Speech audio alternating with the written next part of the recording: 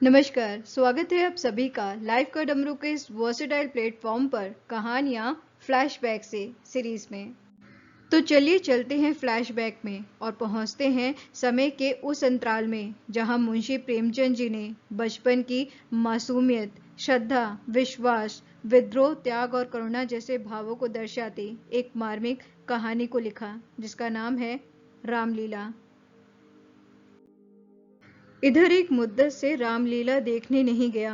बंदरों के भद्दे चेहरे लगाए, आधी टांगों का पाजामा और काले रंग का ऊंचा कुर्ता पहने आदमियों को दौड़ते हू हू करते देखकर अब हंसी आती है, मजा नहीं आता।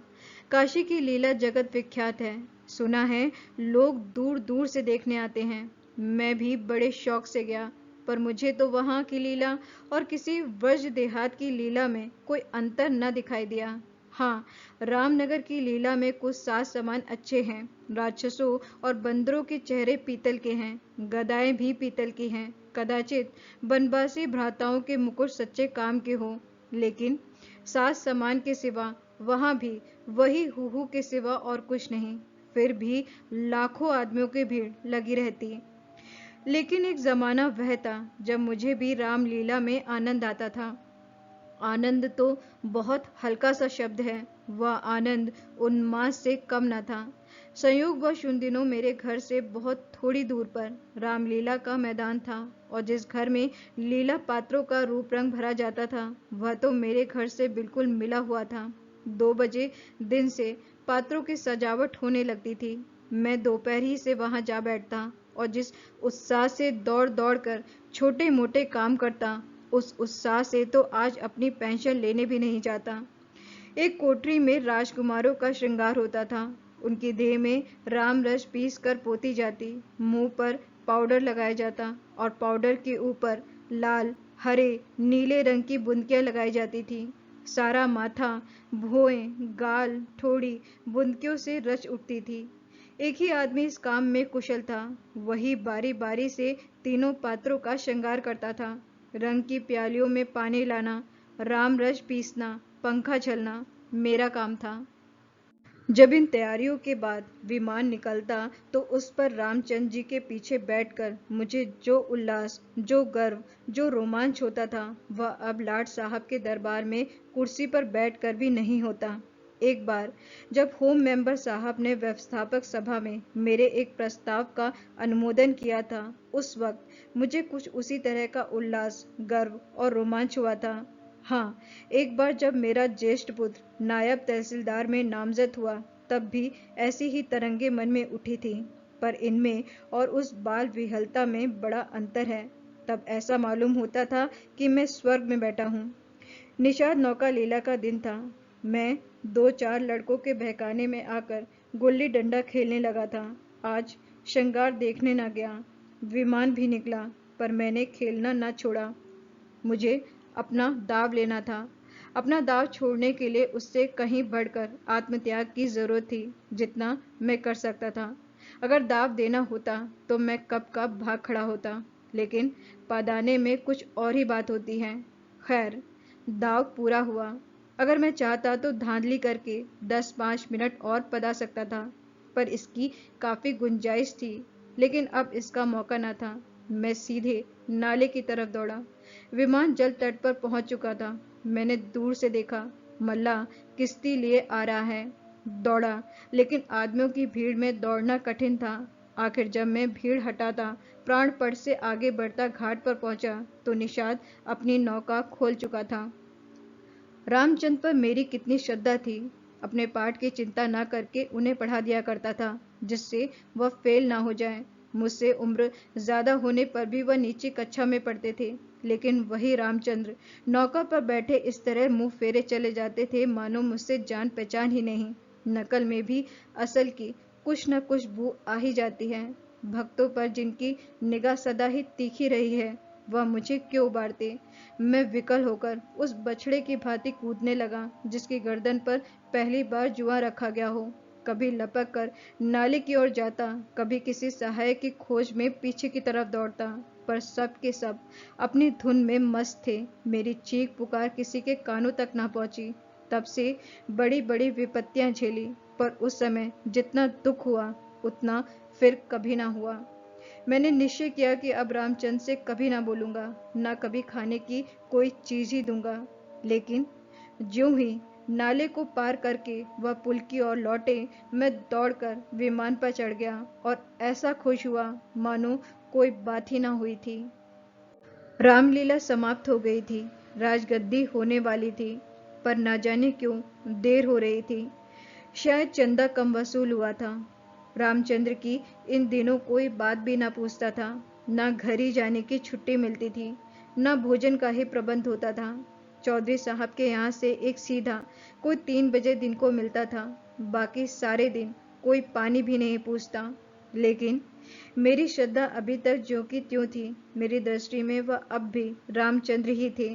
घर पर मुझे खाने की कोई चीज मिलती, वह लेकर रामचंद्र को दे आता। उन्हें खिलाने में मुझे जितना आनंद मिलता था उतना आप खा जाने में कभी न मिलता। कोई मिठाई या फल पाते ही मैं बेतहाशा चौपाल की ओर दौड़ता। अगर रामचंद्र वहां ना मिलते तो उन्हें चारों ओर तलाश करता, और जब तक वह चीज उन्हें ना खिला देता मुझे चैन न आता था। खैर, राजगद्दी का दिन आया। रामलीला के मैदान में एक बड़ा सा शामियाना ताना गया, उसकी खूब सजावट की गई। वैश्याओं के दल भी आ पहुंचे। शाम को रामचंद्र की सवारी निकली और प्रत्येक द्वार पर उनकी आरती उतारी गई। श्रद्धा अनुसार किसी ने रुपए दिए, किसी ने पैसे। मेरे पिता पुलिस के आदमी थे, इसलिए उन्होंने बिना कुछ दिए ही आरती उतारी। उस वक्त मुझे जितनी लज्जा आई उसे बयान नहीं कर सकता। मेरे पास उस वक्त संयोग से 1 रुपया था। मेरे मामा जी दशहरे के पहले आए थे और मुझे 1 रुपया दे गए थे। उस रुपये को मैंने रख छोड़ा था, दशहरे के दिन भी उसे खर्च न कर सका। मैंने तुरंत वह रुपया लाकर आरती की थाली में डाल दिया। पिताजी मेरी ओर कुपित्र नेत्रों से देख कर रह गए। उन्होंने कुछ कहा तो नहीं, लेकिन मुंह ऐसा बना लिया जिससे प्रकट होता था कि मेरी इस भ्रष्टता से उनके रोब में बट्टा लग गया। रात के 10 बजते बजते यह परिक्रमा पूरी हुई। आरती की थाली रुपयों और पैसों से भरी हुई थी। ठीक तो नहीं कह सकता, मगर अब ऐसा अनुमान होता है कि 400-500 रुपयों से कम न थे। चौधरी साहब इनसे कुछ ज्यादा ही खर्च कर चुके थे। उन्हें इसकी बड़ी फिक्र हुई कि किसी तरह कम से कम 200 रुपये और वसूल हो जाएं, और इसकी सबसे अच्छी तरकीब उन्हें यही मालूम हुई कि वैश्याओं द्वारा महफिल में वसूली हो। जब लोग आकर बैठ जाएं और महफिल का रंग जम जाए तो आबादी जान रसिक जनों की कलाइयां पकड़ पकड़ कर ऐसे हाव भाव दिखाएं कि लोग शर्माते शर्माते भी कुछ ना कुछ दे ही मरे। आबादी जान और चौधरी साहब में सलाह होने लगी। मैं संयोग से उन दोनों प्राणियों की बातें सुन रहा था।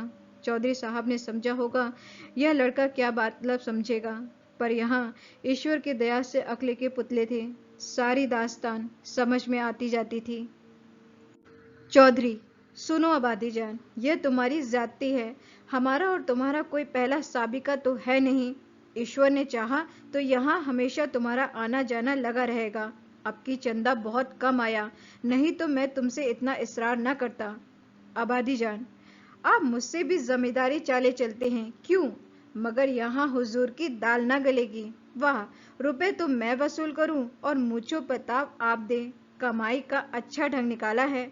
इस कमाई से तो वाकई आप थोड़े दिनों में राजा हो जाएंगे। उसके सामने जमींदारी छक मारेगी। बस कल ही से एक चकला खोल दीजिए, खुदा की कसम माला माल हो जाइएगा।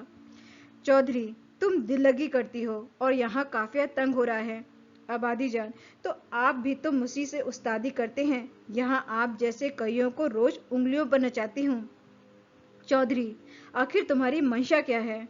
आबादी जान, जो कुछ वसूल करूं उसमें आधा मेरा आधा आपका। लाइए, हाथ मारिए। चौधरी, यही सही। आबादी जान, तो पहले मेरे 100 रुपए गिन दीजिए, पीछे से आप असलियत करने लगेंगे। चौधरी, वह भी लोगे और यह भी? आबादी जान, अच्छा, तो क्या आप समझते थे कि अपनी उजरत छोड़ दूंगी? वह रही आपकी समझ। खूब, क्यों ना हो, दीवाना बकारे दरवेश होशियार। चौधरी, तो क्या तुमने दोहरी फीस लेने की ठानी है?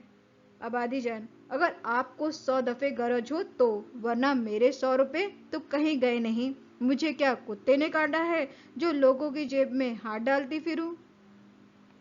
चौधरी की एक न चली। आबादी जान के सामने दबना पड़ा। नाच शुरू हुआ। आबादी जान भला की शौक औरत थी। एक तो कमसिन, उस पर हसीन, और उसकी अदाएं तो गजब की थी।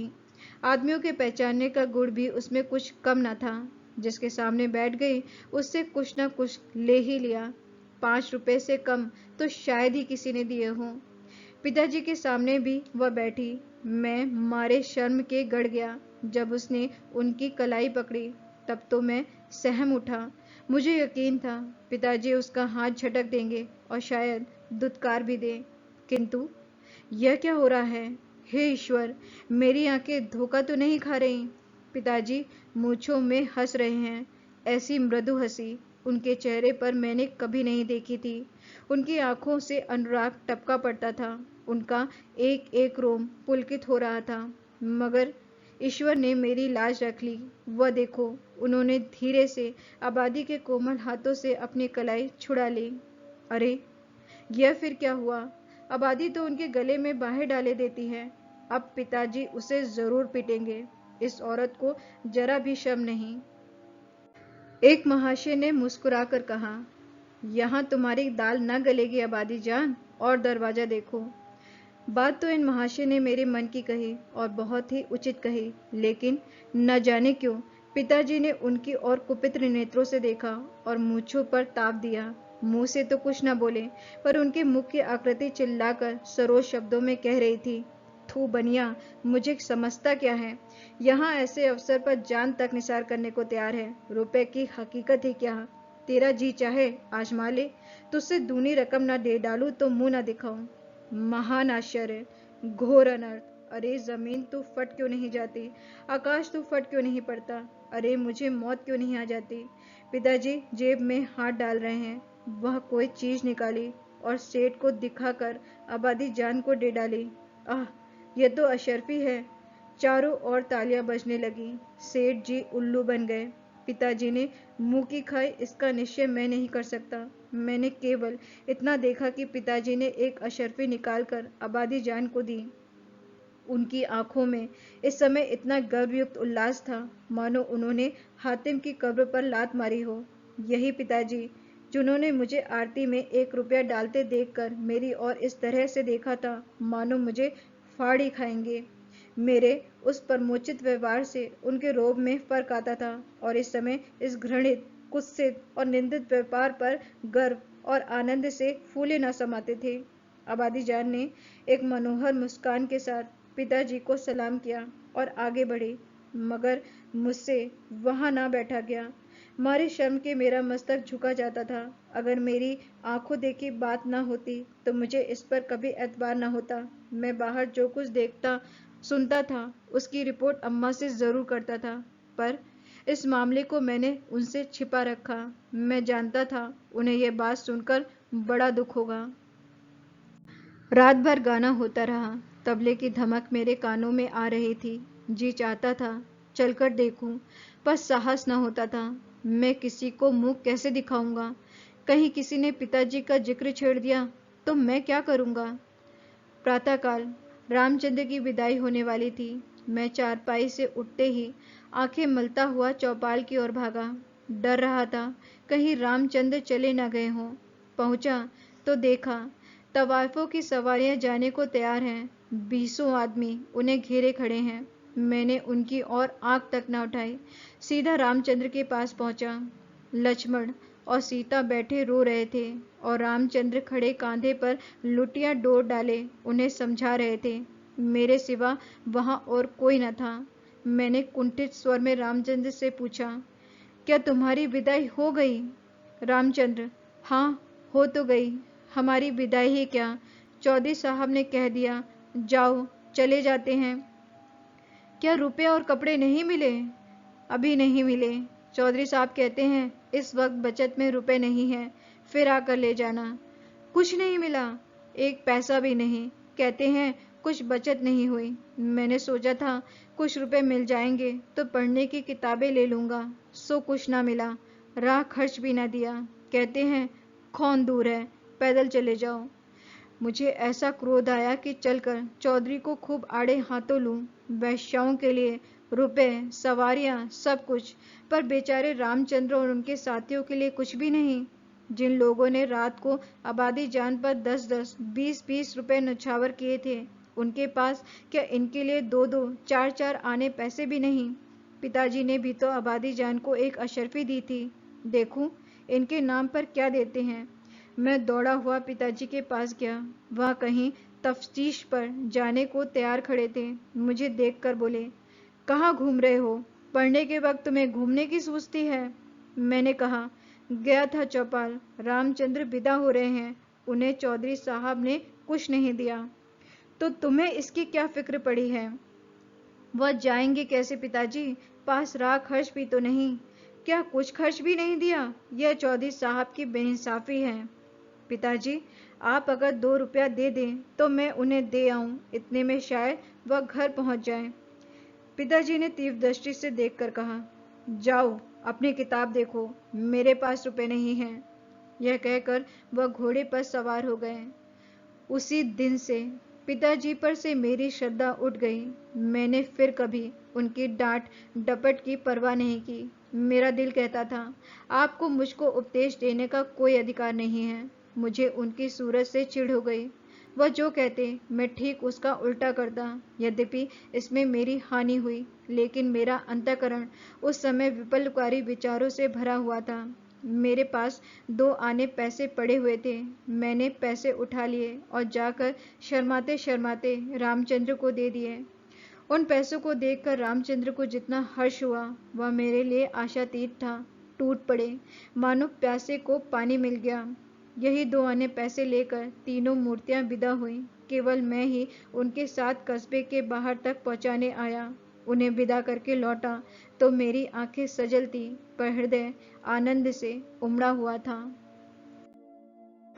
कहानी का संदेश। कहानी हमें सिखाती है कि हमें हमेशा सच और नैतिकता के प्रति अटूट रहना चाहिए, चाहे इसके लिए हमें कितना भी बलिदान क्यों न देना पड़े। लेखक ने अपने पिता के गलत कामों का विरोध करके यह साहस दिखाया। कहानी का अंत सकारात्मक है। भले ही लेखक को निराशा का सामना करना पड़ा, लेकिन उन्होंने हार नहीं मानी और अपनी श्रद्धा को बनाए रखा।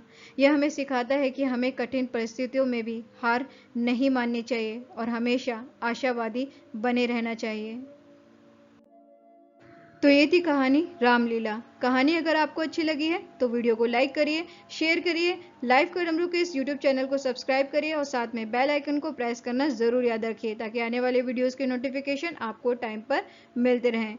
इस वीडियो में इतना ही, फिर मिलते हैं एक नए वीडियो में एक नई कहानी के साथ। तब तक के लिए आप अपना ख्याल रखिए, अपनों का ख्याल रखिए, खुश रहिए, मुस्कुराते रहिए और जिंदगी में चाहे जो भी हो जाए हमेशा पॉजिटिव रहिए। शुक्रिया।